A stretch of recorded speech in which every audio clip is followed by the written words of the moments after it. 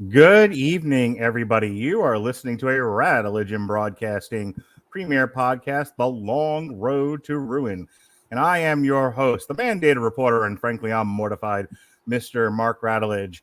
And tonight, I have a special guest, someone who this is her first time appearing on camera for one of my podcasts. She did her own thing, an offshoot of the Radulich and Broadcasting. She did the feminist perspective on Black Widow with other Radulich and Broadcasting special guest Elizabeth Faust. But you've also heard her on the Long Road to Ruin for Twilight.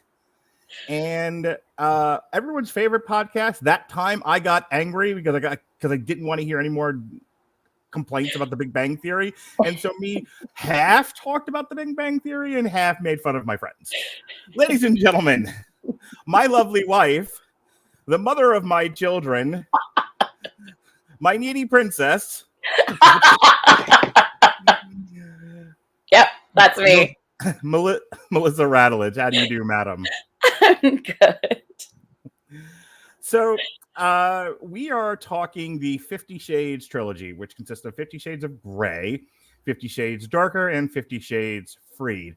These are adaptations of BDSM, erotica, romance novels written by the bane of English literature, as I know her to be, E.L. James, Yes. which I believe he started out, from what I've been told, as Twilight fan fiction, and then an agreement with the devil, a curse upon humanity, and the stars and moons aligning just right, produced this phenomena that turned into one of, I think, the 7th highest grossing R-rated film series in the history of motion pictures. What a treat, Melissa. This is to talk sexy books with you this evening. How do you feel about that? That's my favorite. Yeah, let's talk about that for a moment, shall we? So we used to be smart people, you and I. We're so smart. We used to be intellectuals. And much like Bill Cosby, and then we had children and brains started dripping out of our heads. I used to read a lot of nonfiction, current affairs, history, stuff like that. You used to be big into the historical fiction. Like the Downton Abbey, stuff like that, Rain. What happened? Because you made a left turn at Albuquerque and landed in smutty fiction for somehow. So, the reality is, it did start with historical fiction because the catalyst of all of this was Bridgerton coming out on Netflix and watching that, binging that. I mean, I think I finished it in one day because I was like, this is the greatest thing I've ever seen in my life. It's like everything I love. Mm-hmm. And realizing they were books, getting access to the books, reading them and realizing, oh, this is fun. Are they sexy books? Are they like with a little bit of whoa? They're tame in comparison to a lot of the stuff I read when now. You're reading about like Hades, like beating on somebody with a whip and whatnot. Yes, I get that. Scarlet St. Clair is like, but answer my look. You got to understand something. This is the Radulich and Broadcasting Network, the home of nerds, neckbeards, and people who don't leave the house. They don't know nothing about no Bridgerton. They don't know, especially about the books. They should, though, because that might bode well for them. It might. What I'm trying to tell you is, are the Bridgerton books, would you say that they're of a romantic kind? 100%, but they're tame romance in comparison. Okay. But that's the catalyst for this. And then, girls being girls, when you get together for brunch, boozy brunch, as we do, you start talking about what are you doing? And I'm like, oh my gosh, I read this. And then somebody says, oh, wait, but you need to read this. And my dealer happened to be a good friend of ours. And she's the one who said, okay, I've got better. And she turned me on to, she's the one, the Scarlet St. Clair, A Touch of Darkness books, which is a play on Hades and Persephone, which is why I say to you, I am still learned because I was reading mythology. It just was smutty mythology. I got sexy Greek mythology. Got sexy Greek mythology. Okay, so that's how we get the learning done. We just throw the word sexy in front of it. Oh yeah, 100%. Okay, hey, cool. It's better than the Disney porn. Okay. Now please be, because I know everyone listening to this just went, all right, what kind of slash fiction is she into? What kind of hentai, frentai, sentai, common writer did you find? Please explain what you mean by Disney smut. So there is this amazing author. Her name is Katie Robert, and she loves Disney movies. And she decided to take Disney movies. I mean, take Disney characters that we all know and love, and make them sexual deviants and place it into a BDSM club run by Hades and Meg and Hercules. Mm-hmm. And I mean, you've got Jafar taking ownership of Jasmine, and you've got Hook. Like taking ownership of Jasmine in the smutty, Sleeping Beauty kind of books that I bought you for Christmas. Yeah, there's not. The first incident, there's not a whole lot of consent. Okay. I don't want to say what you just said because it's YouTube and I don't want to get demonetized, but lack of consent, and you're into this sort of thing, eh? You know, what can I say? Okay. I have a streak, and it's a mile. This is why you married me. This is the best podcast I've ever done, and it's only 7 minutes into it. All right, so you start off with watching the Downton Abbey and the Bridgerton and the Rain and the whatnot, and then you get into reading the books, and the books get smuttier and smuttier and smuttier. And so take me to how you landed on the 50 Shades books. So our mutual friend, the books were her favorite. I guess that was her. No, she's not a dope either. She's actually a smart person, educated. Highly educated, master's degree holding, upstanding citizen of the community. Okay. And she liked these books that I have been told are a insult to the English language and everything that gets in their way. Yeah. But and we'll talk about that in a minute. But yes. Yeah, but that's the thing though, is this is not meant to be classic literature that we're going to study for generations. This is meant to be not? No, this is meant to be escape. Because let's face it, is it fair to say it's the Star Wars of smut? I mean, I guess it's mainstream. I just want to say that to piss people off. Go on. Oh, okay. Yeah, it's mainstream. But that's the reality. Like, look, when you read a book, especially when you have a lot of anxiety or stress, or, your job is not an easy job and it has a lot of demand, you don't want to be in reality. Right. In all truthfulness, what 30-something-year-old woman doesn't want to be thrust into a world where she's, dating a billionaire who gives her everything she wants and more, things she didn't know she wanted. I mean, come on, that's like... I have a premise here. I was thinking about this while I was driving to work this morning. Okay. That probably, if you need to do a side-by-side comparison of men to women, besides that, boys... I really want to do the kindergarten cop joke, but I'm trying to hold myself back. I was going to say men are from Mars and women are from Venus, but close enough. Boys have the power fantasy. We see Superman, Batman, Spider-Man, Luke Skywalker, Han Solo, and we want to project ourselves into these very defined, almost very rigidly structured characters that are heroes of stories. They get the girl, they save the day, they do heroic deeds, they fight the good fight. And we as young boys see that and go, I want that. Once upon a time that would have been like G.I. Joe, He-Man, that sort of thing. And for girls, I think the equivalent like power fantasy is the princess fantasy.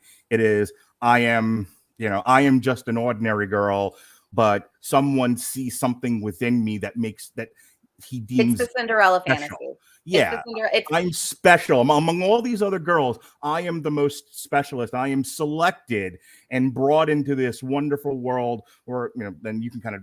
Yeah, it's not a damsel in distress thing. Because that's not what any of this is. It's not being...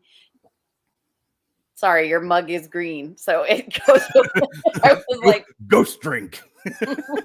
Anyway, squirrel. But it's not the damsel in distress thing, because that's not what any of this is. It's I'm a plain and ordinary person. I'm not special. Nothing about me stands out. But here's this it's man, a validation fantasy. Powerful. Yeah, it is. It's validation. And that's I think that's the ultimate fantasy for most women, average women. I think most average women, that's what they want. They want validation of you are amazing just as you are. So if the princess fantasy is the validation fantasy for women, then it holds, I think, that these 50 Shades books are a adult interpretation of the princess fantasy. Kind of, but here's my thing. It's not just princess. It's not princess necessarily. It really is, I am a normal, average person who is good and kind, and who's good and kind. And I am recognized by a prince as being something more than what everybody sees me as. Because I remember way back when we talked Twilight, it was a lot of the same thing. Bella Swan was an ordinary girl in an ordinary world, and she was kind of broken, and she was selected amongst this group of princes to say, you are amongst all the other pretty girls, you are the bestest. And come with me into my fantasy land where you will be made to feel special. Exactly. Only you'll be a vampire. Glittery vampire. The best kind of vampires, glittery kind. I have 0 friends left. All right, moving on. That's okay. My friends love you, so it's fine. You can come to Boozy Brunch with us. Right, so tell me about. Let's get into the actual books themselves. 50 Shades of Grey, Darker, and then Freed. Just kind of give me like a 50 words or less here. Tell me about the books, what you got out of the books, what are they about? Because we don't need to go into specific detail because we're gonna reference them as we talk about the films, but just sort of as a basis, like you're reading these things and they are what?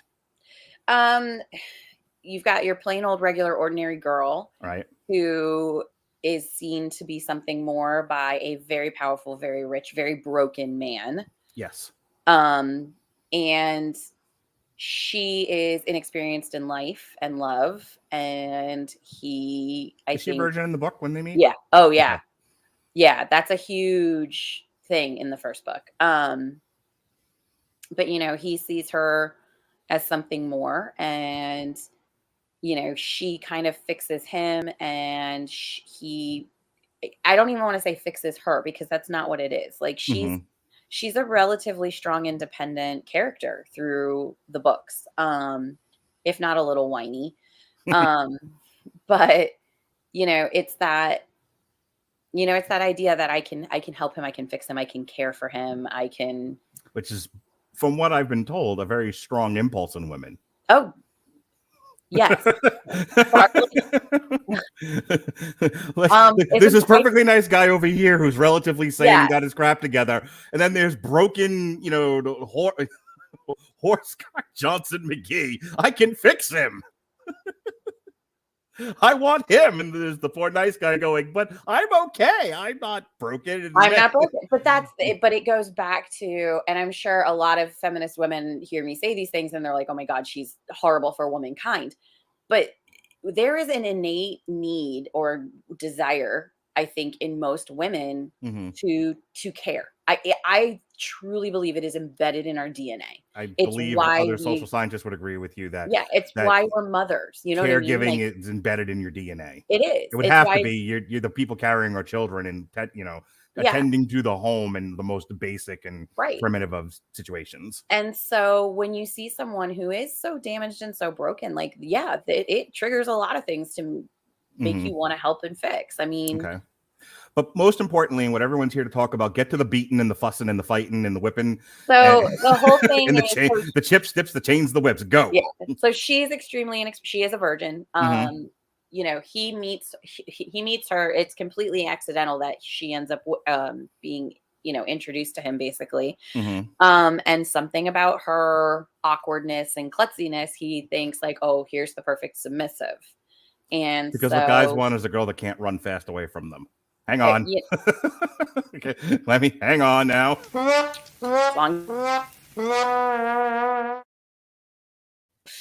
Can sense the name of the game.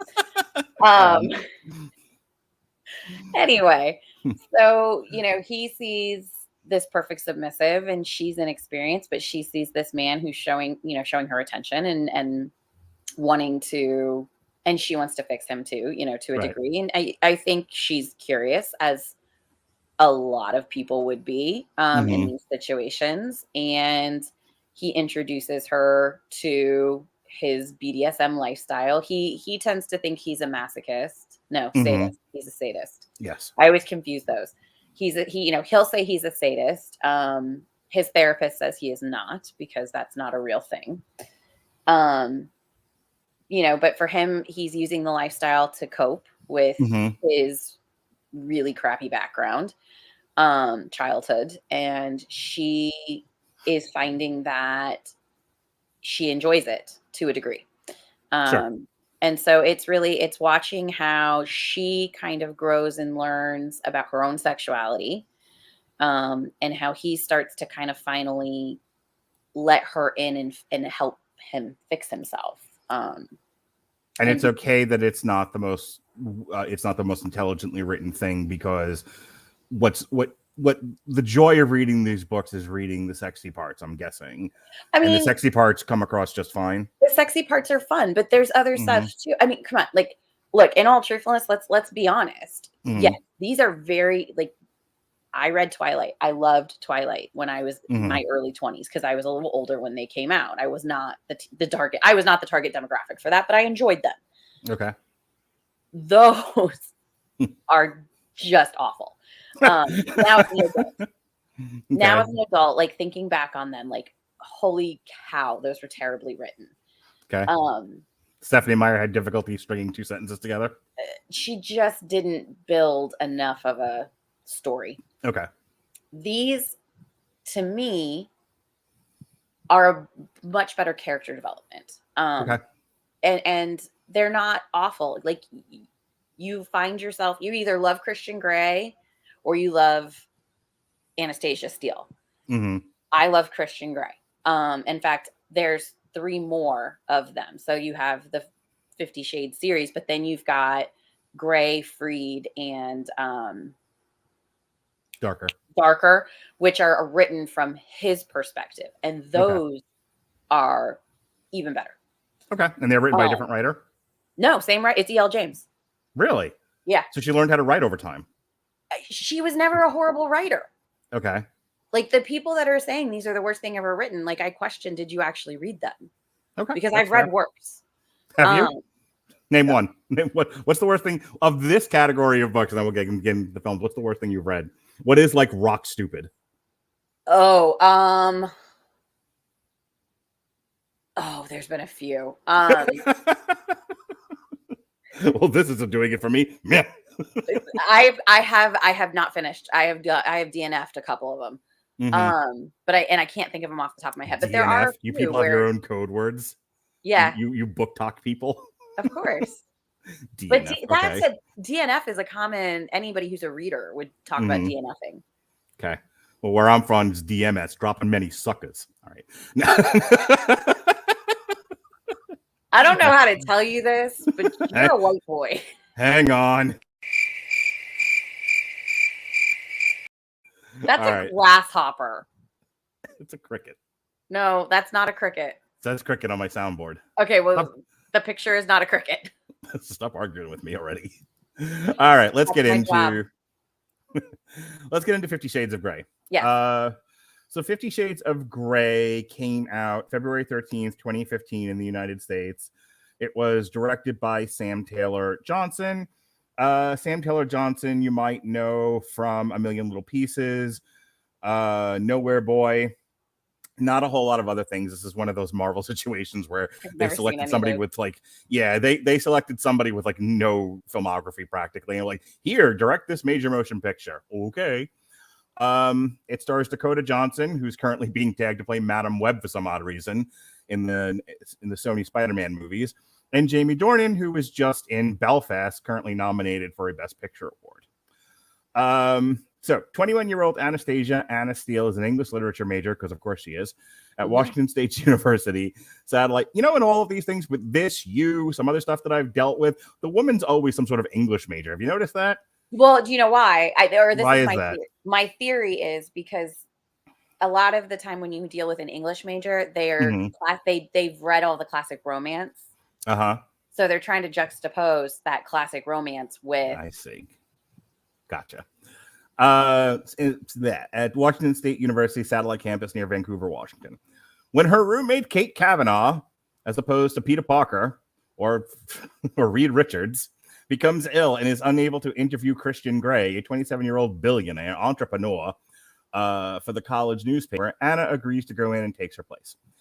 At Christian's Seattle headquarters, she stumbles her way through the meeting. Christian, who is that year's WSU commencement speaker, takes an interest in her. Soon after, he visits the hardware store where Anna works and offers to do a photo shoot to accompany the article she had interviewed for him. Christian invites Anna for coffee, but leaves abruptly after she confesses to being a romantic, saying he is not the man for her. He later sends her first edition copies of 2 Thomas Hardy novels, including Tessa de Uberville's, as a gift, with a quote from the latter book about the dangers of relationships on an accompanying card. Anna and her friends celebrate graduation at a local bar. After drinking too much, she spontaneously calls Christian, saying she is returning the books and berating, don't you understand, his behavior towards her. He goes to the bar to find her, and then she passes out, like you do. Anna wakes up the next morning in Christian's hotel room, relieved they were not intimate. Anna and Christian begin seeing each other, though he insists that she sign a non-disclosure agreement, preventing her from revealing details about their dalliance. He explains he has bondage relationships, but only as clearly defined in a contract, because there's nothing sexier than legal work. Consent, baby, consent. It's the name of the game. That's consent between the participants. Anna reveals that she is a virgin while considering the agreement and negotiating her own terms after visiting his playroom, the Red Room. The Red Room of Pain. Yeah, baby. A room stocked with a variety of BDSM toys, furniture, gear, and various paraphernalia. She and Christian have sex, and she loses her virginity because that's her in the corner. That's but she loses it in his bedroom, not in the Red Room of Pain. We'll talk about it. She also meets his mother. Anna asks Christian how many girls he had lived in his house while he takes her home. Christian bestows a series of gifts and favors upon Anna, including a new car and a laptop computer. After she and Kate move to Seattle, she continues seeing him during dinner at his parents'. Anna suddenly mentions she is leaving the next day to visit her mother, Georgia. Later, Christian becomes frustrated, I'll say, when she says she wants more than a one-sided relationship. He proposes. She is shocked when Christian shows up in Georgia. He takes her flying, but leaves soon afterward to tend an emergency in Seattle. After returning home, Anna continues seeing Christian, who wants further sexual experimentation. She initially consents, but he keeps emotionally distant, upsetting her. While still considering the contract and in an effort to understand Christian psychologically, Anna asks him to demonstrate how he would punish her for rule breaking. He whips her buttocks with a belt. Upset and disgustipated, Anna breaks up with Christian, and concluding he is wrong for her and his practices are deviant and excessive. All right, Melissa, let's get into this. Deviancy. So I watched this with you. And I'd actually seen the third one a couple of years ago with a friend of mine from work. You know, I wanted to hang out with her and she wanted to see this nonsense. So I went with her. So I'd never seen the first one. I've heard everything that everyone else has heard about it. Boy, if you cut the BDSM out of this, this is a short run time. This is like a sitcom. Like these are some long scenes of intimacy. Yeah. Not a whole lot of story. No, and okay, so here's my thing. Here's my complaint. And I'm so glad my friend was like, read the books first and read all of them, because there's so much more going on in this story than sex. There's so much more going on between these two humans than sex. There are multiple complex relationships that they never address in any way, shape, or form. So when we watched the movie, like I was so disappointed in like how it really was just, softcore porn. Yeah. Watching it, see, I was talking to you as we watched the movie, and you get more of a sense of his trauma in the second movie, which I think is ultimately here's the thing. And we'll talk about this a little bit more at length in a few minutes when we get to the second one. But I think the second one's a more interesting and a better made movie. I think most people agree it's probably the best of the trilogy, the second one. But when you figure out that a lot of the story in the 50 Shades trilogy is about trauma, And that's what makes the second one a much more interesting watch. But you go to it like you would go to, like a Star Wars, or you go to a Marvel movie. You go for the action. Here, you're going for the romance. You're going for the BDSM. Yeah. You bought a ticket and you showed up to see this man whip this girl. Yeah. And tie her up, blindfold her, do all these things to her. Okay. You came for the sex. Yeah. And the first movie, to its credit, I think, focuses on that. It's like, is this what you want? Is this how you like it? Here it is. 90 minutes of this nonsense. The problem is, like you said, it's almost structured like a Skinamax movie. I also think that the director was so focused on, because like the actual intimacy scenes are not badly done. I think when they're there, I think it's as tastefully shot as you can do this sort of medium. Yeah, for sure. But I don't think she knew. It's kind of a George Lucas thing where I don't think she knew how to talk to people and get them to perform dramatically the way she needed to. It was so stiff. It was. I'll say. It was painful. Like, in all truthfulness, like I just remember. I think the whole time you and I were watching it, I just kept looking at you, going, "Why did they pick these people? Like, they're not working." Well, that's the thing, Dakota Johnson, I think, gets unfairly maligned because of this first movie, the way that Kristen Stewart got unfairly maligned with Twilight. Yeah. Where, like, everyone says Kristen Stewart can't act because of Twilight. Everyone says Dakota Johnson can't act because of this. Except that both of them have been in things where performances were phenomenal. Currently, Kristen Stewart up for Best Actress for that nonsense that was Spencer. Everybody has to have a start somewhere. I think the bigger issue was more connected to, you're right, bad directing or bad direction, and I think there was a lack of chemistry between her and Dornan in that first one. I was gonna say, do you feel like the chemistry gets better over the course of the next two films? It improved, but here's my thing, like, and as we've said, they're both probably phenomenal actors, in other things. But for me, Dornan was not Christian Grey for me. He was not charismatic enough. He was not. I don't know. There was something missing there. What is going on with this character in the book that there seems to be a deficit in the in the portrayal of in the movie? When I read him, I see him. Yes, I see him as kind of brooding and withdrawn, but I don't see him as being so like monotone and flat. Okay, which is how I felt like it was portrayed, especially in that first one. So for you, James Dornan lacks any kind of dynamic range in the first movie. Yeah. Okay. And what about Dakota Johnson? Where is she falling flat versus her characterization in the book? True. Honestly, to me, it was like she watched a bunch of Twilight and she's like, well, this is Twilight fanfic, so let me try to be Kristen Stewart. So her problem was she's doing a bad Kristen Stewart impression from Twilight. Yeah, that's how it felt. Let me be mopey in a chair for a good 20 minutes. Yeah. Okay. The other, like, I want to go back to this, and then there's not a whole lot more to say about this book, about this movie. Like I said, there's 2 or 3, 4 different scenes of them in various sexual encounters. The most interesting one is actually at the end. And it was funny because this movie's runtime is roughly, my God, this is over 2 hours. Yeah. No wonder I had such difficulty with this. This is a 90-minute movie that was multiplied by 2. Yeah. But those scenes need room to breathe, and I think that's done well. If I'd say like positive things about this movie is the most important scenes, the thing that brings everyone to this, had plenty of room to breathe. They were not rushed.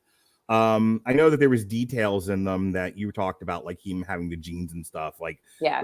So in your opinion, based on how they're described in the book, did she at least nail those scenes? Kind of. Okay. So here, my issue was they didn't build enough tension. Okay. It's because in those first initial encounters, she is extremely inexperienced, and he's this figure of lust for her. Mm-hmm.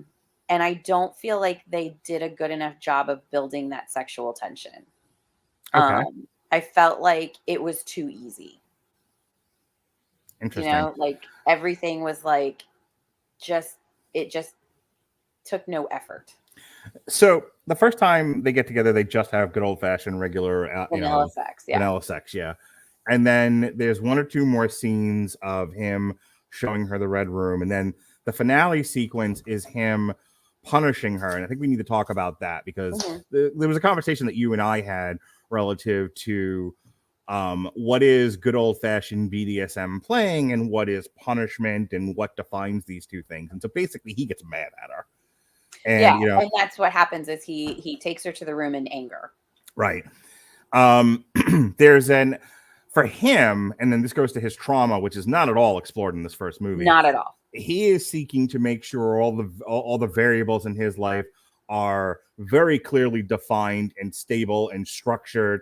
And when he introduces people into his life, they too need to be very precisely prescribed a role, and they need to stay in that role, and they need to do as they're told, and that's kind of it. Yeah.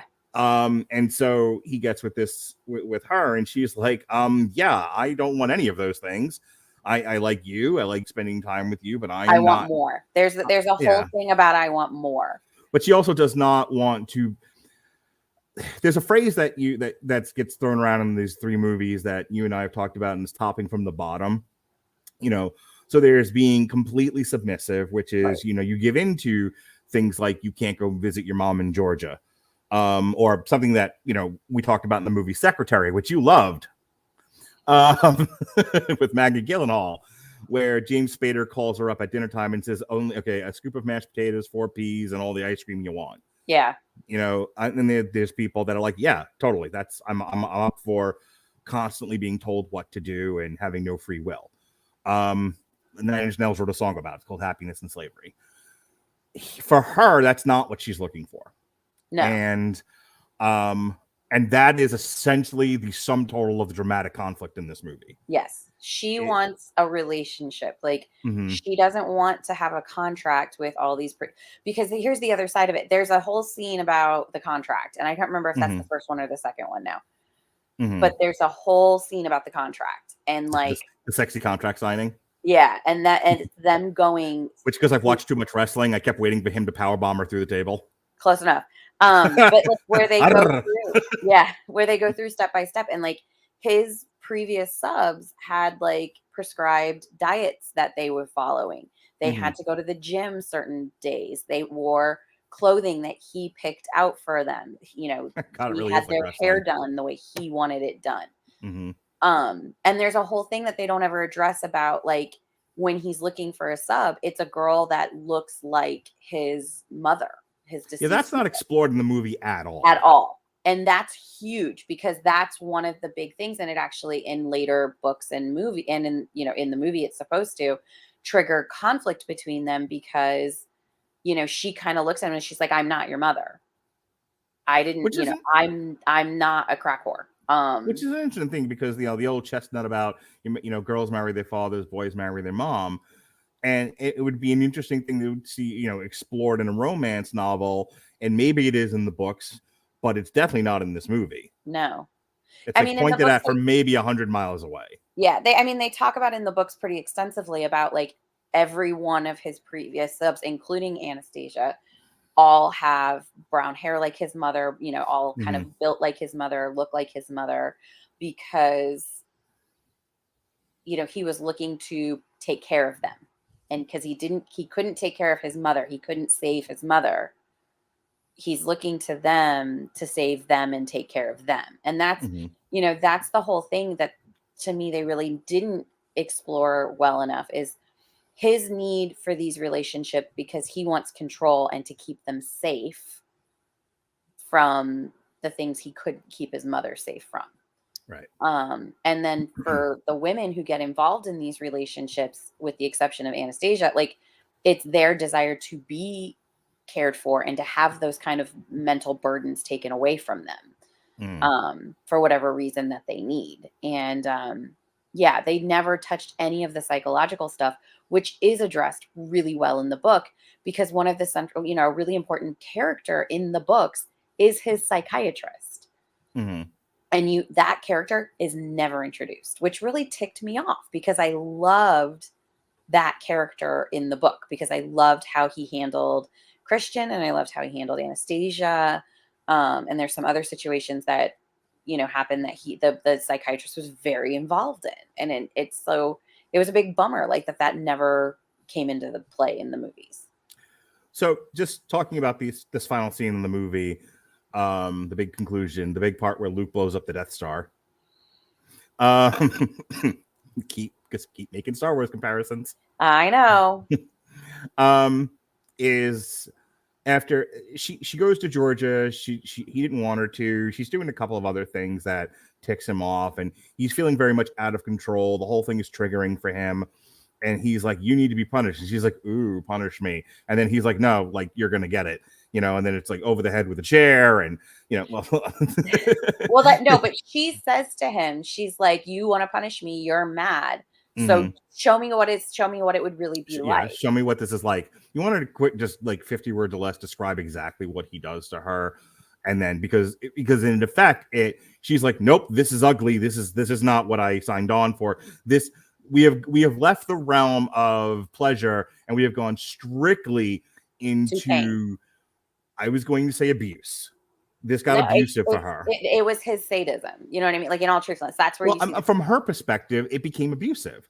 It was, I'm being beat on, essentially. Well, you're taking your anger out on me. Right. The whole thing was always, if this is happening, it's happening because it's dehumanizing. The last thing she says is she's running out. She's like, "I will never let you do that to me again." The subtext of which is, "I will not let you dehumanize me. I will not let you, what's the word I'm looking for here? Not humiliate, but something along those lines." It's not quite degradation, but it's close. That's where I was going with that. Yes, I will not let you degrade me as a person. And she walks out with her clothing, with the clothing in her arms, and she heads for the elevator, and that's the end of the movie. Yeah. But so what specifically though does he do to her that drives this? He beats her with a belt, like hard, because he's doing it out of anger. In every other situation where pain has come into play, it's pain for pleasure. Right. So and he reframes it though. In his mind, he's like, "I didn't do anything I said I wasn't going to do. You consented." No, he knows he crossed a line. I think. Maybe. No, I think he knew. I think he knew absolutely what was happening. If that's the case, you're reading into it. That's not what's explicitly shown in the movie. Movie, but that's the problem. In the movie, everything. In the movie, he's very much like, "You agreed to this. We had a safe word, blah, blah." Yeah, like he threw up all of these things almost like in a gaslighting situation. And then when she finally is like, "Nope," and nopes out of the room, yes, you can see on his face, Jamie Dornan does a really good job of portraying somebody who knows deep down he messed up, but he was definitely hanging on to, "Well, you brought this on yourself." Yeah, I don't know. It's, I disagree with you. I don't think that. I think because no contract was signed. Mm-hmm. So he did all of this and he didn't have a signed contract and he knew it. Okay. So for him, I do truly believe, based on what I've read and based on what you see in the movie, he did have that realization of, I did let my anger get the best of me, and I did do this. You had the benefit of reading the book, though, so you have a little bit more insight as to what's going on in that scene than I do. I can only go off what I saw in the movie, what I saw, and that's what my interpretation was. Also, maybe I'm a guy who golly knows what other variables there are here. But that's the beauty of anything is everybody's perspective gets to be their own. Yeah, so. I'll tell you, Melissa, movie's not great, as we know. No. And it could have been written better. And do you know what could have made the writing better in 50 Shades of Grey, the movie? Could that be Grammarly, Mark? It could be Melissa Radulich from the Screaming Boy podcast. Yep, that's everyone's from the Screaming Boy podcast now. Hi, Ronnie. Okay. For you listeners of the Screaming Boy podcast, Grammarly is offering a free download of the Grammarly software. I don't know why I think that's funny, but it amuses me, so I'm going to keep doing it. Grammarly's AI-powered products help people communicate more effectively. Grammarly helps write mistake-free on Gmail, Facebook, Twitter, LinkedIn, and nearly anywhere else you write on the web. Grammarly corrects hundreds of grammar, punctuation, and spelling mistakes while also catching contextual errors, improving your vocabulary, and suggesting style improvements. To download Grammarly today, go to getgrammarly.com/W2M-network. Again, that's getgrammarly.com/W2M-network. Ronnie's just now responding to me. Oh, God. To download Grammarly today, go to getgrammarly.com/W2M-network. Again, it's getgrammarly.com/W2M-network to download Grammarly for free. Can I tell you? Hang on. Ronnie's been writing me this whole time, and Jason's been in and out of the chat, too. This is the one thing I'm going to put from Ronnie on the board here for everyone's amusement. Trademark, you goof. I was going to say, so Grammarly, because, you know, I'm connected to you and I use YouTube in my classroom. Yes. I get a lot of Grammarly Grammarly advertisements when we're in the classroom, and it cracks me up because my whole class will all this, like, it'll come up and all of my little second graders, well, you'll hear them go, "It's Grammarly!" and they get all excited because Grammarly's on the screen. That's fantastic. Grammarly helping the youth of today learn to read and shit. Yep. All right. So we move on to 50 Shades Darker, and we get an upgrade here. We get an increase in the budget. We also get a better director this time around. This is James Foley, who's got quite a number of great pictures to his name, not the least of which was Glenn Ross. But he also directed Two Bits, The Chamber, Fear, The Corruptor, Confidence, and Perfect Stranger before he got to 50 Shades Darker and 50 Shades Freed. So obviously he also directed Who's That Girl, which I know the critics don't like, but hey, big Madonna fan over here, so I love Who's That Girl. Who's that girl? Who's that girl? In television, you married me. That was what was in my head. He also directed some episodes of television. He directed 12 episodes of House of Cards. He directed 2 episodes of Billions, 1 of Wayward Pines, 1 of Hannibal, one of Robert Winfrey's favorite shows, Gun, and Twin Peaks. He also directed a couple of music videos for Madonna, Live to Tell, Papa Don't Preach, and True Blue. All right, so this came out in February 10th of 2017. All of these movies, like I said, have been wildly successful. I think the first one, the budget was $40 million, and it made just north of 569 million. So a wild, smashing success worthy of discussion and interpretation. People. This one didn't do nearly as well. But I think that a lot of people were like you, just sort of irritated with how bad the first one was and didn't want to go back to the second. On a budget of $55 million, it made $381 million. And interestingly enough, though, Melissa. Yes. At the 38th Golden Raspberry Awards, the film received 9 nominations, including Worst Picture, Worst Actor for Jamie Dornan, Worst Actress for Johnson, and won 2 for Worst Prequel, Remake, Ripoff, or Sequel, and Worst Supporting Actress for Kim Basinger. I don't know how fair that is. Okay, well, the Kim Basinger thing, yes. And I don't know about the rest of that, though. Yeah. I mean, it wasn't terrible. It was better than the second one, but truthfully, the subject matter, the second book is better. Okay. So I really liked the second book. So just like 50 words or less on the second book. It's kind of them coming back together and her learning more about him and his trauma and her getting to kind of see firsthand how his life kind of came to be the way it came to be. We get introduced to how we learn how he became involved in the lifestyle. We meet former. So it sounds like the book is a lot more richer in detail. Yeah. A lot more complex than the first one. Big time. Okay. And better then story. Definitely a better story. And do you feel like I'm going to read the plot synopsis in just a second, but do you feel like the second movie does a better job of interpreting the source material this time around? I mean, they made a better effort. They still miss a lot, but they made a better effort. Are you having a Tom Bombadil situation?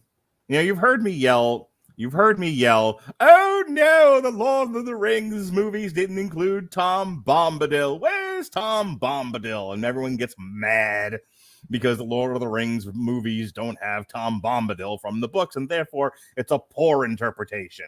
Is that what's happening here? Is my favorite things are not in this, and therefore it's bad? For me personally, I think that they really did, by not including some subplot things, I think that they did really hurt the story. Okay. I think that you needed to include background for him and for her. I think you needed to address she has a very close relationship with her stepfather that they never address anywhere. You see the stepfather in the first movie for one scene. So there are gaping holes in the narrative here. Huge. So it's not just they took Tom Bombadil's lines and gave him the Treebeard. It's you're missing whole sections of the book that further explore these issues and give context to what's happening here instead of this roller coaster ride through our favorite parts of BDSM. Yeah, no, it's exactly. I mean, as I said, like the psychiatrist is a big thing. Like that's a huge window into his damage. Okay. Her relationship with her stepfather, because it's a stepfather, it's not her biological father, is a huge insight to her and, her almost like her need to care for him. There's a whole thing where her stepfather is in a really bad car accident and almost dies. And it's right at her birthday. And it shows how Christian is trying to give her more. Because he does, all these things, to take care of her stepdad and, get all her friends and family to the hospital to throw her like a little bit of a birthday celebration, regardless of the fact that her dad is, injured and, and it's, showing him really trying to give her more, which is what she always asked for. So yeah, you miss a whole huge chunk of it because again, when they wrote and directed the movies, they were like, oh, this is just about sex. And it's not. And that's what I think I get so annoyed about with a lot of these books. And it's not just the 50 Shades books. It's a lot of these books that we're going to, affectionately refer to as smut. There's plot and there's psychology to them and there's character building and all of this stuff. There's great sex in them too. But it's so much more than that. And everyone just gets focused on lightsabers. Yeah, exactly. Got it. Exactly. I hope somebody writes a comment like, please stop comparing these to my favorite Star Wars things. Like, no. I'm an asshole. The 50 Shades trilogy. It's right up there with the Star Wars trilogy. Yep. There you go. We have hand in hand. A new 50 Shades, The Empire Strikes Gray, and Return of the Freed. You really are going to have no friends after this. That's the goal. Love you guys. Great. That means I'm stuck with you more. You love it. All right. Speaking of things you love, after Anastasia Steele left Christian Grey, he has nightmares, don't you understand, about his abusive childhood. He was having them before. All right. Sorry. Meanwhile, Anna begins a new job as an assistant to Jack Hyde, as an editor, who they might as well have called Snidely Whiplash, by the way. Bannerton McTies of Damsel to the Train Traxton, an editor at the Seattle Independent Publishing, whose last three assistants all quit within only 18 months. Dun, dun, dun. Anna runs into Christian at the opening of her friend Jose Rodriguez's photography exhibit. She is dismayed. Christian bought all of Jose's portraits of her. Creep. He wants her back, don't you understand? And agrees to a no rules, no punishments, and no more secrets terms. Yeah, we forgot to talk about that, about like she keeps getting him. I mean, we touched on it briefly, but the whole first movie, she's like, will you please tell me what's in, like just like a girl, Melissa, just like a girl. She's like, why don't you tell me what you're thinking? And he's going, But he doesn't want to tell her because, like, in all truthfulness, what's going through his head is his trauma. Like in the whole first book, like it makes me laugh more to think that what he was actually doing was, was the TikTok thing of yeah, no, that's not what was happening. Because in the book, they're talking about how he's sitting there and he's thinking about his mom, the crack whore, and the abuse that he took. And Like, they don't even do a great job of addressing the fact that she can't touch him. That was also a big part of the first one. She won't sleep in the same bed as her, stuff like that. Yeah. So I'm going back and touching on that because in this movie, she's like, yeah, none of that. I touch you, we talk, you're an actual human being, not a whip robot.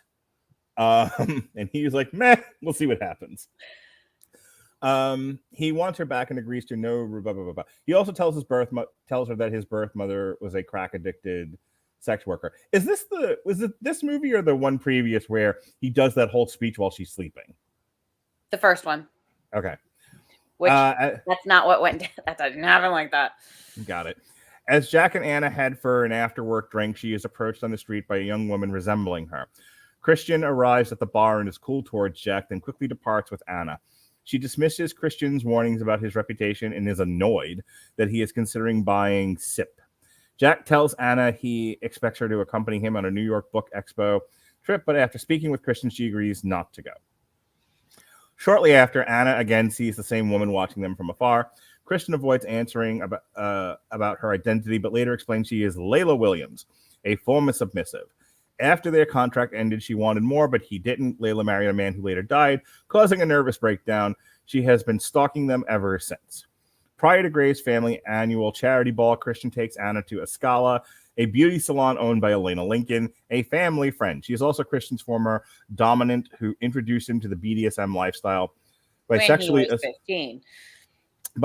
assaulting him when he was a minor.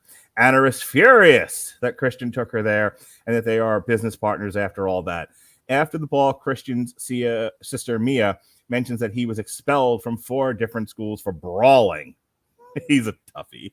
He was. That was a whole big thing is that they talked about in the book that they didn't address in the movie, where that was part of why Elena introduced him to the lifestyle is because she recognized in him that he needed that control so that he wasn't going to be this, basically end up in jail.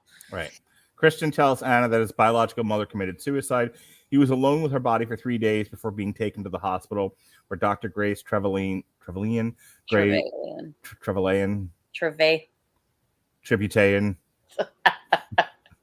Transportation. Gray worked. She cared for and later adopted the young boy. During the ball, Anna rebuffs Elena's demands that she leave Christian, warning Elena to stay away.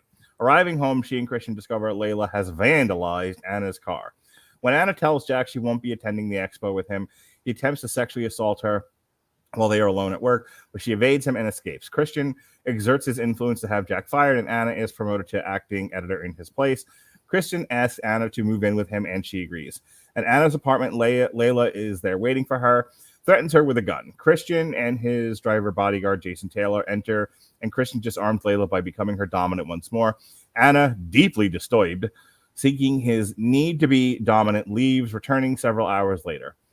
Christian is furious at her unexpected absence, but Anna needs time to consider their relationship. He, distraught at the idea of Anna leaving him, submissively drops to his knees, confessing he is not a dominant, but a sadist who enjoys hurting women who look like his birth mother, don't you understand? He insists he wants to change. Christian later proposes, but Anna needs time to consider. Anna needs a lot of time to consider things. Christian leaves on a business trip, piloting his own helicopter. An engine failure, because what this movie really needed was a plane crash and a survival story. An engine failure occurs over Mount St. Helens, forcing him to ditch the craft in a heavily forested area. A massive search and rescue ensues as Anna fearfully waits news.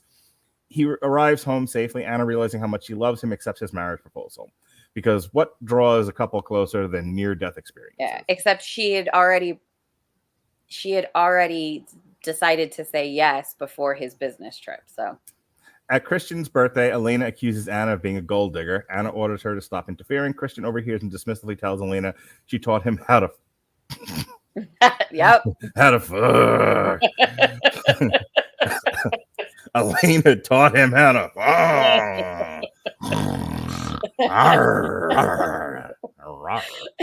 well, Anna taught him how to love. Oh my God. Love. Who are you? I'm Mark. Grace Grace overhears the conversation and demands Elena leave for good. Christian also cuts all ties with her. Later that evening, Christian formally proposes to Anna, this time with a ring, and she accepts. As fireworks erupt in the sky, Jack Hyde watches the festivities from afar, silently swearing revenge against them all in the stirring conclusion of 50 Shades of Myanza. All right. So what did you think of this one? It was my favorite of the three. Yeah, this is easily I liked it better. I liked the story. I liked how it played out. It still missed a lot from the book, but it, at least to me, did a better job of telling a story. I felt like the acting had improved. I felt like the story itself was stronger. So I did like this one more than the others. What I like about this one is it deals directly with his trauma. Like this one felt more like a movie to me than the first one did. Yes. This one was structured better. The performances are better. This one, I felt like there were character arcs in this one. There were, but I was going to say this whole trilogy is very theme driven. Yeah. It is a movie, and people are going to laugh when I say this. You know, I've now compared this movie to both Star Wars and Lord of the Rings, but here's where people are really going to have an issue with You're a nerd. No, I'm not. This movie is very idea driven. There's not a lot happening in these things. These are not big action set pieces that drive the plot forward. No. It's giant hurdles for our heroes to overcome as such. It's a lot of things. It's a lot of inner turmoil. Yeah. It's and very much, it's filed under romance, but it's very much a drama. There are ideas pushing the narrative forward. There is a character in Christian Grey wrestling with his subconscious, his trauma. Yeah. And he is projecting a lot onto Anastasia. And Anastasia for herself is wrestling with this idea of, well, who am I? Am I the person who needs to be in a relationship where someone exerts control over me? Am I in a relationship where I just like to be tossed around a bit, but I'm really the one in charge of things? I'm running the show. What am I? She is not a character who in the first one had an opportunity to really be in her life, as I saw it, reflective of her own wants and needs and who she was as a person. She's just seemed like a gal doing stuff. I go to school, I go to work, I pay my rent, and there's not a lot of time for self-reflection there. Right. Tell Shelly you'll talk to her later. It wasn't Shelly. I was thinking about, I don't have to have my alarm clock on tomorrow. Okay. We're doing a podcast here. I'm going to need you to focus. Thank you. So she's not a lot. She's somebody who doesn't have a lot of opportunity to really sit back and reflect, who am I? She does not have that therapeutic journey. And then this guy comes along, and now she has to. And in the second movie, I think, does a better job of dealing with both of their struggles with their own mental health, their own sense of self. I mean, it at least makes an attempt, unlike the others. Well, I'm grading on the curve here. Yeah. But that's the thing is, truthfully though, and I'm going to keep saying it. It's going to be like my, when I say it, take a drink kind of thing. They're missing the big piece here of the character of the psychiatrist, because that's a huge thing. Like, she goes and talks to him, and it's like, what do I need to do? Having not read the books, though, I was able to follow along and get it. Like, I don't think, if I can sit there and I can extrapolate from him, he's obviously dealing with some stuff, and he says it here. Well, I mean, it was. I don't see how a general audience couldn't either without having read the books. It was very obvious that he was dealing with stuff, though. But my point is more that stuff is more important, and they just gloss over it because we need more time. We need more whipping time. Right. We need to and anal bullets, or whatever they're called, anal balls, and other stuff he does there. I could not keep track of from what film to the next. Balls? Yeah.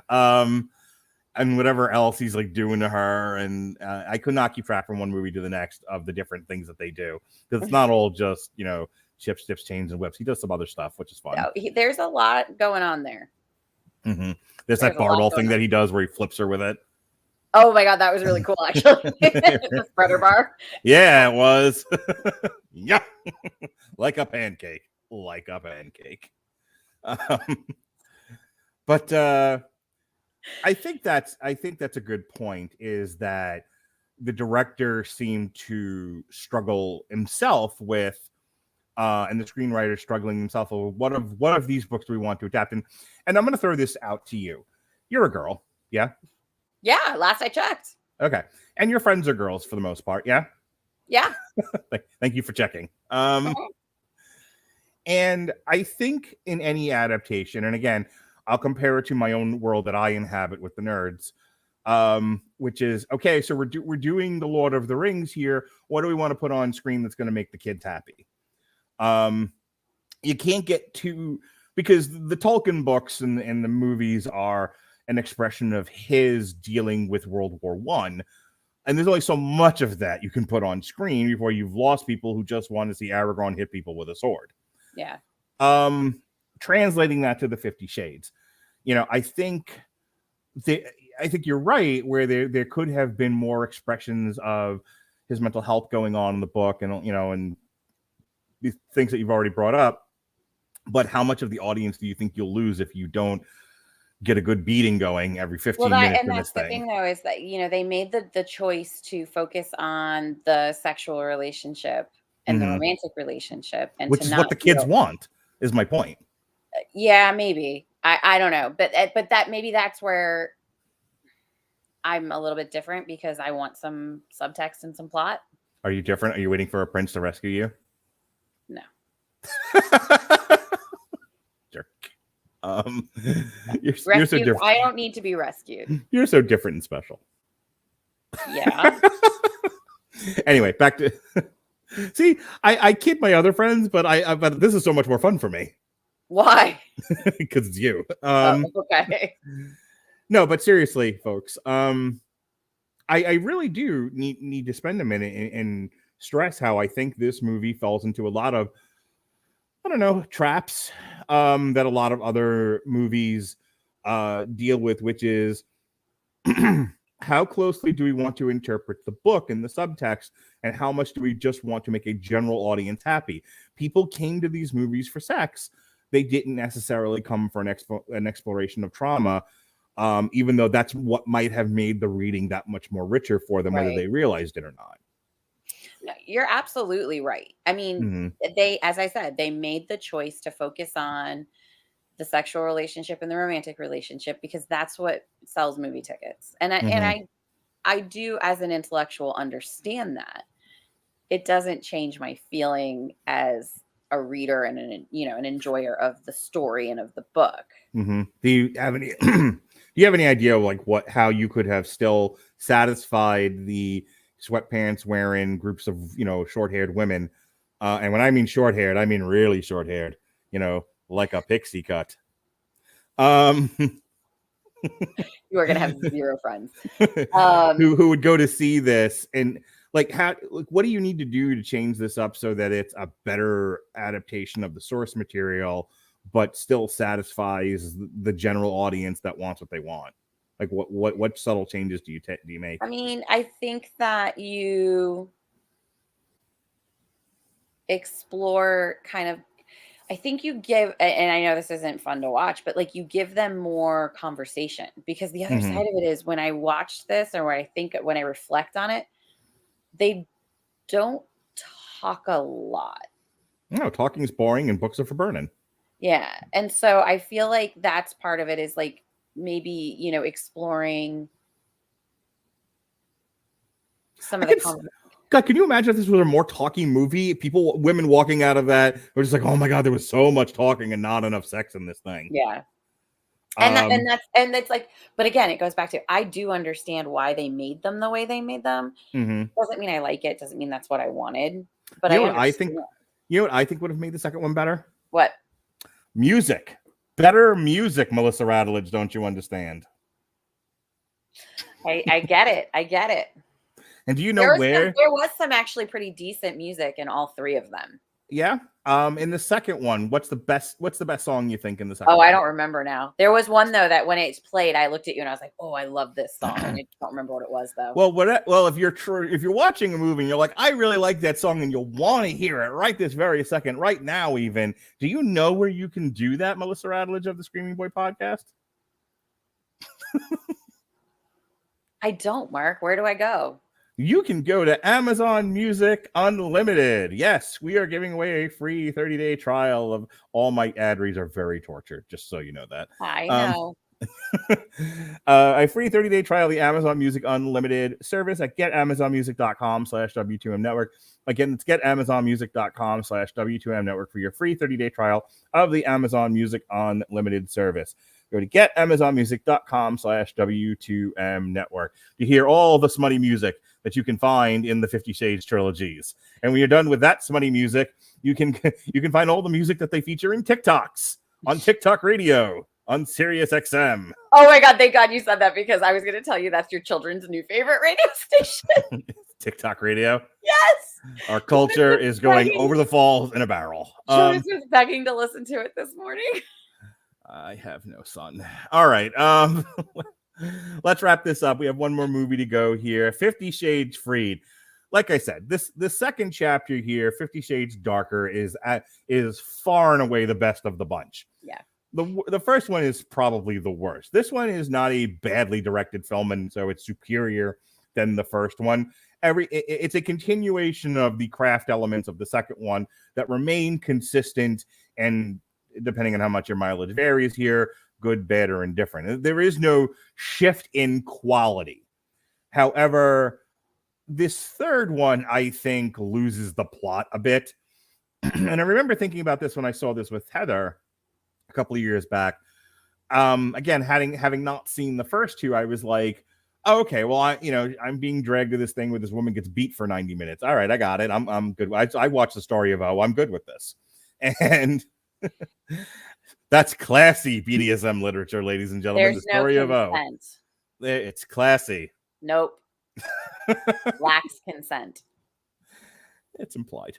Anyway, so I'm watching this thing, and it's like they have a mustache twirly villain who's trying to kill her and get revenge because he has been wronged in a former life. Don't you understand? And like I was like, this is really dumb.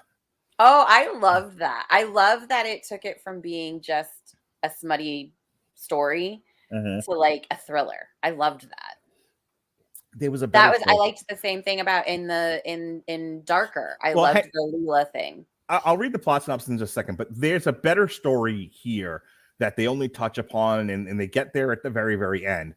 But I think had they got to it sooner, I think it's a better movie. Like we don't need Jack Hyde getting revenge for a life that was taken from him. I think the natural transition for Christian from sadist to partner to father, I think completes the trilogy. And we don't get there until when she tells him that she's pregnant, there's some of that, but because they're so distracted with this other stupid story that they don't really deal with it in any kind of significant way. And so then at the end, it's like, oh, look, and he became a good dad. But there was I wish he got pregnant in the first act, and the second and third act is him, getting past his own stuff and being a father. That to me would have been a much better movie. Read the book. No, you can't just say read the book. You're on a podcast where people talk. That's really what went down in the book. Okay, explain. So in the book, like the Jack Hyde stuff was kind of always kind of in the background, but they didn't realize it was him. She finds out she's pregnant relatively early on in the book. And I am a genius. Yeah, and he freaks out and goes running back to Elena, and she gets pissed because you're supposed to find comfort with me. I'm your wife. Well, they do a little bit of that in the movie. Yeah, very little bit. But she does, there's this whole thing with her, basically, I'm going to leave kind of thing because you're right. If I have to choose between you and this baby, I'm going to choose the baby every time. Right. And that sparks other issues, which is why when she goes to the bank to get the money to pay off Jack, it comes across so badly for Christian, because she literally had just said to him, and talked about like, yeah, I'm going to walk away. And so the Jack Hyde stuff kind of goes down, and there's a whole part of the book after the Jack Hyde stuff ends where she's pregnant and he's coming to terms with it and loving it, and actually, and watch, and her sitting there watching him be such a great dad, and her being pregnant again with another child, and so the way they ended it, like, there was a little bit more book. Okay. Yeah, that would have been a much better movie instead of the nonsense that we got here. So let's get into the nonsense. So 50 Shades Freed, this came out February 9th, 2018. Hey, I'm sensing a pattern here. They all come out around Valentine's Day. Because yeah. This had a $55 million budget. This made $372 million, so a little less than the last one, but still a rousing success. A Star Wars, a Lord of the Rings,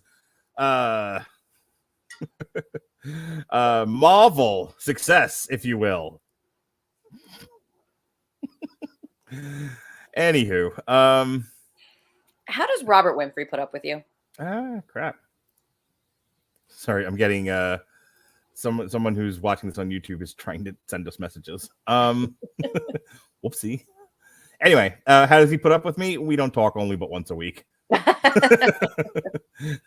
He does what he needs to. He fillets himself in a corner, and then he's like, "All right, I'm ready for now I can handle Mark." Yeah, now I can handle it.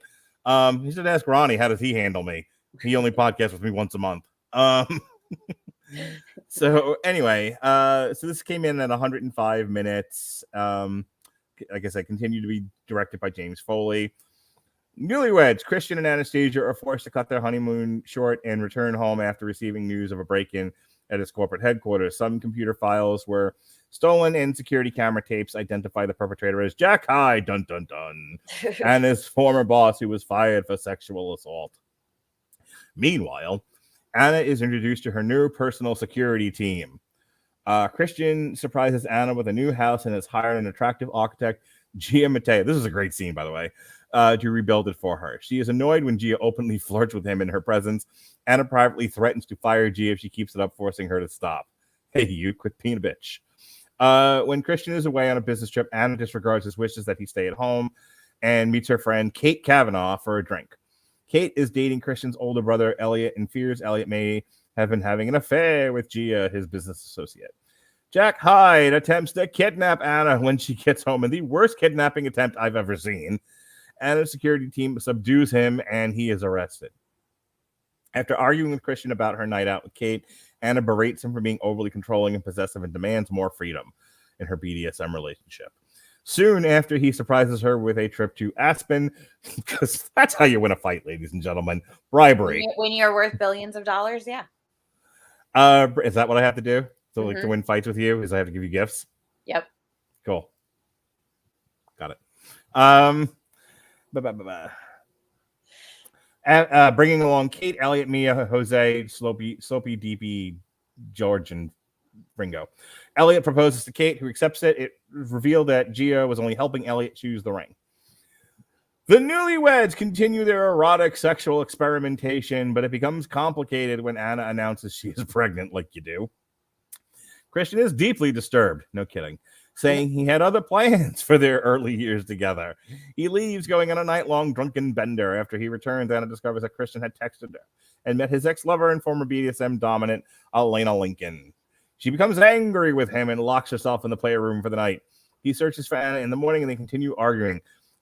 It's a great scene. Also another great scene. Her giving him the cold shoulder in her underpants. Her sexy, sexy underpants. Yep. With Anna telling Christian how important the baby is for her. Shortly after Hyde released on a $500,000 bond, phones Anna demanding a ransom for Mia, Christian's abducted sister. Hyde demands $5 million in cash in 2 hours and threatens to kill her if her demands are not met. His demands are not met. He warns Anna to tell no one and bring the money alone. Anna takes a checkbook and revolver from Christian's desk and goes to the bank to withdraw the full amount. The suspicious bank manager calls Christian, because why wouldn't he? He thinks Anna is leaving him, but then he notices it coincides with Hyde's recent release. Mia's unknown whereabouts and Anna's sudden large cash withdrawal. Hyde instructs Anna to get into the car parked in the alley and hand over her phone to the driver to discard. She tricks Hyde by taking the bank manager's phone and slipping her own phone into the bag of money. She exits the back. She exits the back entrance to discover that the driver and Jack's accomplice is her coworker, Liz. Anna arrives at the drop-off site with the money. Hyde, psychotic and vengeful, attacks her, kicking her in the abdomen. Yeah, that was a rough scene to watch. Yeah. Liz tries to... The book was more descriptive. Yikes. Liz tries to stop him as Anna pulls out the revolver and shoots him in the leg. Christian and his security team will electronically track Anna's cell phone and arrive and apprehend Hyde and Liz. Anna blacks out as she hears Christian's voice. Anna awakens 3 days later in the hospital with Christian at her side.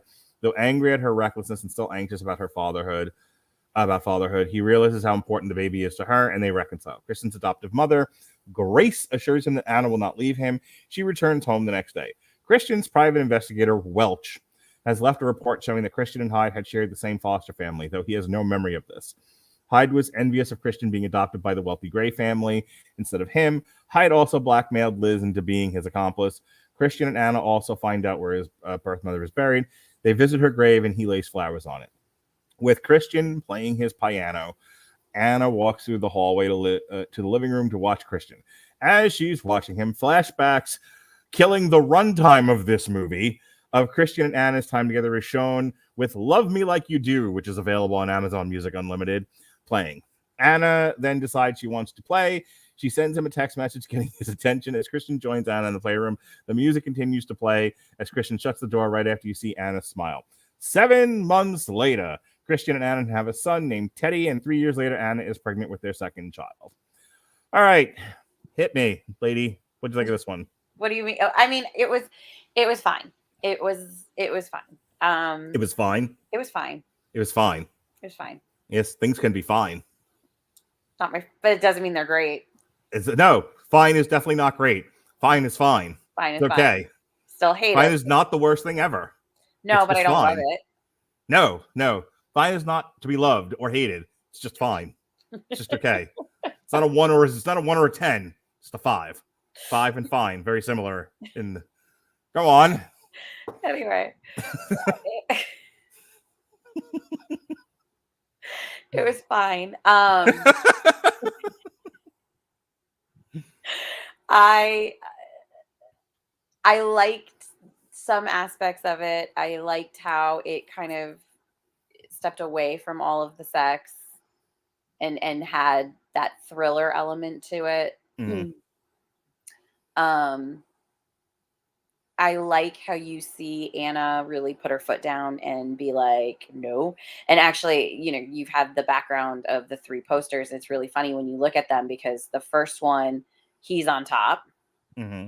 The second one, they're together. You know what I mean? Like it's pretty mutual. And then the last one, she's on top. Because I think that's the one from the bottom. Yeah.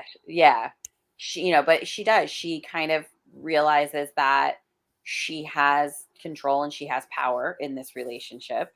Yeah. And she starts to kind of assert herself, and I really like that. Mm-hmm.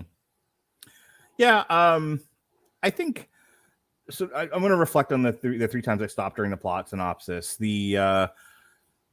The fight that they have where she's like, this baby is important to me. I need you to get on board with this. Yeah. Not only that, but this is something that you and I have talked about even in our personal lives, that like you have a problem. Your partner should not just be the person that you married or, that you, whatever. They're your partner. Yeah. They're the person you're supposed to confide in and talk to and work things out with. A partnership is one of talking and working through things. And so he has a lot of stuff that's triggered within him when she reveals that she's pregnant. And instead of going to her and saying, hey, I'm nuts, I don't know if I can be a good father because I'm nuts. I didn't have a childhood. He essentially dives into a bottle. Yeah. With his ex. Yeah. Well, and when I say dive into the bottle, I mean a euphemism for all of that. Yeah. You go immediately to your worst vices. Right. Because you don't want to feel the uncomfortableness of the situation, the pain, those emotions that are being triggered with this situation are so uncomfortable and so unnerving that you feel the need to go to the things that numb you. Yeah. And she's like, this is not a way to get healthy. This is not the foundation of a strong relationship. And he, for, you know, as suave as he is portrayed, is very emotionally stunted. Yes. He's traumatized. Yeah. And so for him, you know, you took away the veneer of the money and, you know, and the projection of his, you know, the way that he is perceived by others. And on inside, again, is going back to the beginning of this conversation, is this very broken guy who you put a little bit of weight on him and the whole foundation just crumbles to pieces, which is one of the things I liked about this movie. Yeah. Is that, once we stop having sexy playtime and you just start doing a character study, you see this, you know, I like when the movie focuses on him, because she's not that interesting. No. But you know, it's so funny because I see the lines drawn between Twilight and this. And same thing. I always thought Bella Swan was a really flat character. But see, I think focusing on her and her arc, and, you know, into finding herself and her spine and every, you know, and fixing what's broken inside her was the draw of Twilight, and she was just bookended by sexy men with abs. No, because I don't think she ever fixed anything in herself. But that's at the end she became an Avenger.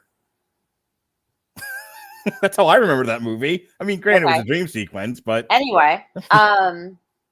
But no, but that's the thing I do think with this, is that you do see that change in him, and him going from this sadist.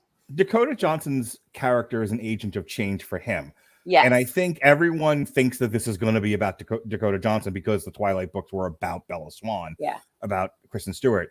But this is really about this guy and over the course of 3 films, his arc. Yes. And that's the thing I like about it. I mean, are these the world's greatest movies I've ever seen? Are they right up there with the Lord of the Rings for me? Oh God, no. But they're better than Star Wars, though. Anyway, that was shots fired. That was a statement. Sorry, I've been watching The Mandalorian for the past, not The Mandalorian. I've been watching the Book of Boba Fett for the past few days. I'm annoyed. So every shot that I can take, I will.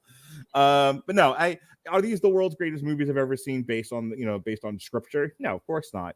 But I do think there is a interesting story here with a guy that I'm interested in, and not just because, and not for the reasons that women might be attracted to him, but more because he is somebody dealing with childhood sexual trauma, childhood abandonment. It was physical abuse. I'm sorry, if you're in a sexual relationship at 15 years old, there's sexual trauma going on. But physical abuse, abandonment, all of those things, and him trying to work through those things over the course of 3 movies. I think one could be forgiven for not wanting that kind of thing in this sort of picture, but it's there. It's in the books, as you said. Story. Yeah, it does make for a more richer and interesting story. So, just because I told you we would keep things to about 90 minutes. Anything else about this third? I will tell you, because I mentioned it during the plot synopsis, the end sequence where he's kicking her in the abdomen. I thought she was going to lose that baby. I was like, that was rough to watch. I did not enjoy that. I'm sure you didn't, but yeah, I mean, and that's, for me, it was like, I knew it was okay. But that was really important because in all of the other books, although they didn't necessarily do a great job of covering these in the movies, there was usually some sort of hospitalization that took place with someone. Gotcha. And that, how that fear of losing somebody really helped to. Yeah, there's a lot of attachment issues in these movies. Yes, with all of them. Anastasia Steele she had attachment issues too, which they never addressed in the movies, but is addressed in the book. Yeah, I can see it, the subtext of these movies, but to your point, there's probably more in the books to mine that just isn't there. Yeah. All right, so I'm gonna give you the last word on this trilogy as a whole. Anything left unsaid? Anything we didn't cover? Just want to sum up your thoughts? I think that people need to take these for what they are, which is escape fiction, and they're enjoyable and they're fun. we're not talking about stuff that's going to get studied down the road. This isn't Dickens, It could be 100 years from now. Get out your literature books. Tonight we're going to discuss E.L. Stein, or whatever the hell her name is. E.L. James. Well, then if that's the reality, there's some much better authors that we should be studying, but that's beside the point. Okay. They're fun, and they definitely helped to create a genre. There's been quite a few books that I've read, and as I read them, I laugh. So what are you reading now?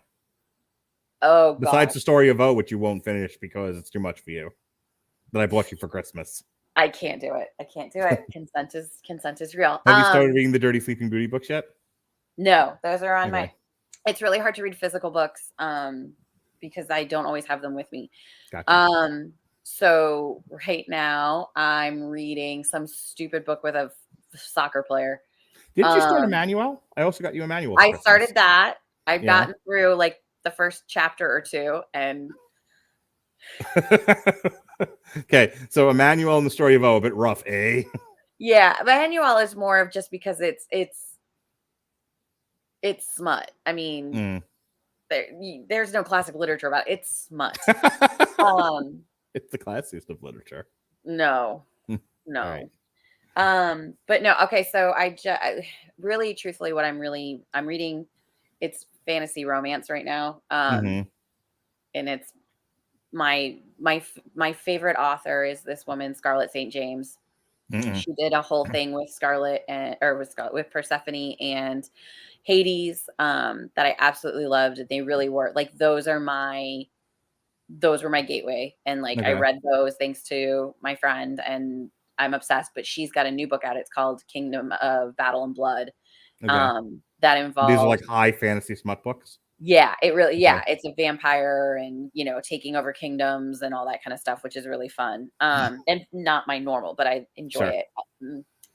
But yeah, so you're like two or three steps away from playing D&D at this point. To a point, but I'm learning that that's like a huge thing in people who read romance or spicy books. That's the better, because they're not romance, they're spicy. Yeah. That's like a huge thing. It's not my favorite of the greater nerd culture. Yeah, it's not my big, that's not my big trope, but a lot of people like it. So, all right. Well, you are now a part of the Radulich and Broadcasting network. I've always been a part of the network. Come on, MVP. That's right. That's what Jason called you earlier, the MVP. Yep. So did you have fun? Did you always like doing this with you? It's fun. You never liked doing it. You've avoided it in the past because I had nothing of value to add to a conversation, and we went over almost 90 minutes here, and you had plenty to say. Yeah, but I get very careful because I don't want to say the wrong thing. Like 90 minutes of me, tweaking the nipples of Star Wars fans. I don't know what I don't know. I don't know if there is a wrong thing on this podcast other than something that might get us thrown off of YouTube for a third time. So I want to bring you on here for a comic strip. Okay. Because I didn't know this until recently when I was looking through my list of movies based on graphic novels. Oh, I know what you're talking about. The 10 How to Lose a Guy in 10 Days. 10 Days. It's actually based on a book. I mean, they call it a graphic novel. It's a bunch of stick figures and just rules for how to lose a guy, and it's hilarious. I remember listening to you read it when we had family reading time, and you were and that's like 20 minutes, right? 20 minutes on a school night. So I finished it in 20 to 30 minutes. So I want you to read it, and then we have to talk about How to Lose a Guy in 10 Days. Okay. Where does that rank for you in terms of silly rom-coms? Not one of my favorites. I mean, I've seen it. It's fine. It's just not one of my favorites. Kate Hudson is great, but she's not my person. Okay. Like if I'm gonna watch a rom-com, like I love Sandra Bullock rom-coms. Okay. And when Sandra Bullock is in something that has a graphic novel, we'll talk about it. Yeah, it's her. For me, it's her or Reese Witherspoon. Like those are my. Gotcha. If I'm gonna watch a rom-com, like that's who I like to watch, or Drew Barrymore. Okay. Well, can I get a commitment out of you live and on the air in front of millions and millions of my viewers that you'll come back on and do How to Lose a Guy in 10 Days? I will do How to Lose a Guy in 10 Days. What about Secretary? Just kidding. We are not speaking of that movie again. This is too artsy-fartsy for you. It was just effed up. Well, speaking of effed up, here's my schedule for the week. So, Jason, can I leave to go to Sarah's now? By the time I'm done with my plugs, you'll be done with Sarah for the weekend. I might be there. All right. After the Super Bowl, myself and Jason Teasley, the Protocol Son, we reviewed National Champions, American Underdog, and We Are Marshall. Speaking of graphic novels that were turned into movies, myself and Ronnie Adams spent Valentine's Day together, kissing and hugging. And we talked about Marry Me, starring Jennifer Lopez and Owen Wilson, based on the Bobby Crosby book. And then speaking of artsy-fartsy films, myself and Robert Winfrey, we reviewed Big Bug from Netflix, which is a French movie by the director of Amelie, and the new Steven Soderbergh jam called Kimmy, starring Zoe Kravitz of The Batman. Last night, we reviewed the next album in the Lordy Versity box set, Lordy Humanimals. Hey, Melissa. Yeah. Do you have the box set? You have the box set, Melissa? Running gags. I love them. Do you like John Cena? Do you like John Cena? Do you have the box set? If you play any part of this podcast for Sarah, just play this. Just play the. I will make sure. This weekend, we've got a loaded weekend for you. We've got a re-airing of the Body Count Manslaughter review that we did a few years back for Black History Month. We'll be doing an alternative commentary for the Elimination Chamber coming directly from Saudi Arabia. And then, because my wife is not around, so I don't have to rush to bed, instead I'll be burning the midnight oil with Harry Broadhurst. And we will be reviewing AIW, All Intense Wrestling. You know what? I'm not leaving. And Impact, No Surrender, featuring Moose versus the former Big Cass, now known as W. Morrissey. And then on Sunday, once again, loaded up here, of a re-airing of our Beverly Hills Cop trilogy, Long Road to Ruin for Black History Month. Also for Black History Month, myself and Jason Teasley will be looking at acclaimed director Spike Lee. We'll be reviewing Do the Right Thing, Malcolm X and Old Boy, which was an unpleasant movie. And then in theory, the Life is Like a Game Show guys are going to be joining me for an on-trial for the movie Quiz Show. So that's what I got going on last week, this week, and next week. Hey, Melissa, you got any plugs? You got a Twitter, you got a handmade jewelry, you got a D&D campaign that you're doing on Twitch. You got a Twitch channel? You got anything? Definitely not. You got a TikTok? Nope. Don't you have a TikTok? I don't post any. I just watch them. You don't just point at things yelling emotional damage? No, that's my everyday life. just showing your camera. I just walk around listening to 7-year-olds going, "Oh no, my table, it's broken," all day long. And if people want to find you and talk more smutty books, where can they find you? On the internet somewhere. Yeah, I tend to keep a lot of my stuff private. Look, I am a teacher, so a lot of my stuff is private. Okay, so you have 0 plugs and 0 social media and shut up, Mark. I mean, I have Twitter. I just don't use it. I have Instagram. I put pictures. Okay. Facebook is really like Facebook. Nothing you want to tell people about where they can find you. So this entire segment of the podcast was utterly pointless. For me, yeah. All righty. Well, look, if people really want to get in touch with me, just get in touch with you. No one talked to me. Did you have fun? Yeah, I always have fun talking to you. Okay. Well, I love you. Oh, I love you too. And I'm so happy you did this. This was the best podcast I've ever done ever. This was fantastic. What are you working out for here, man? Nothing. And on that note, not sucking up at all. No. All right, folks. Thanks for joining us on the long road to ruin of the 50 Shades trilogy. That's my lovely wife, Melissa. Somewhere around here are my children. Now the whole family's involved in on the act. I'm Mark Radulich. Be well, be safe, and behave.